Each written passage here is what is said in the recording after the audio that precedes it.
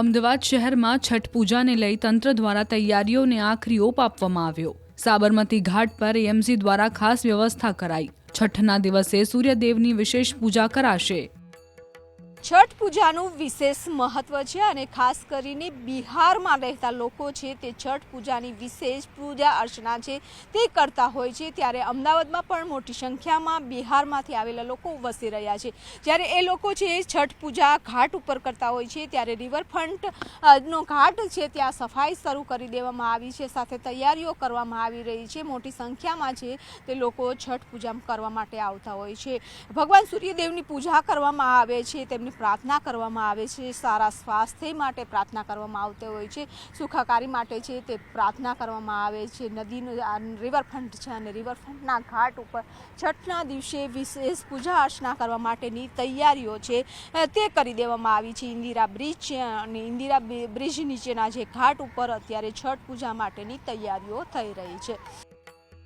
સુરતમાં છઠ પૂજાને લઈ તૈયારીઓ શરૂ। પીપલોદમાં રાધાકૃષ્ણ મંદિર પાછળ છઠ પૂજાનું આયોજન કરાયું। આયોજનમાં અંદાજે 10,000થી વધુ લોકો એકઠા થયા। તૈયારીઓને આખરી ઓપ આપવામાં આવ્યો।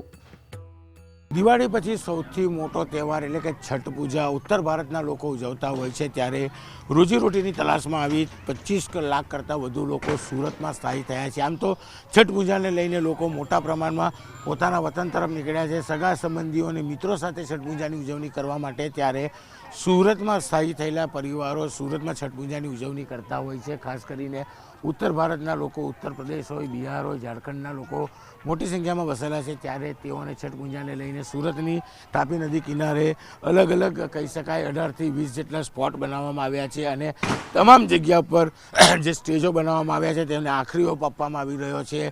આવતીકાલે સાંજે છઠ પૂજાની પહેલી પૂજા એટલે કે ડૂબતા સૂરજની પૂજા કરવામાં આવશે। પણ જે લોકો વ્રત કરતા હોય છે તેઓ આજથી જ ભગવાનના દર્શન કરી વ્રત રાખવાની શરૂઆત કરી દીધી છે।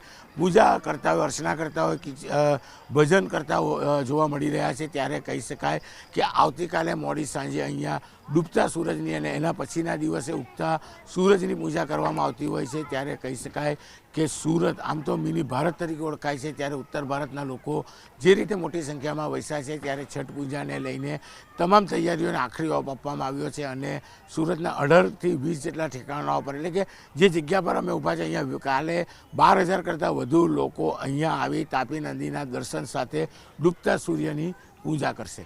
કેમેરામેન જીગર ગુગલ સાથે કીર્તેશ પટેલ, ન્યૂઝ 18 ગુજરાતી, સુરત।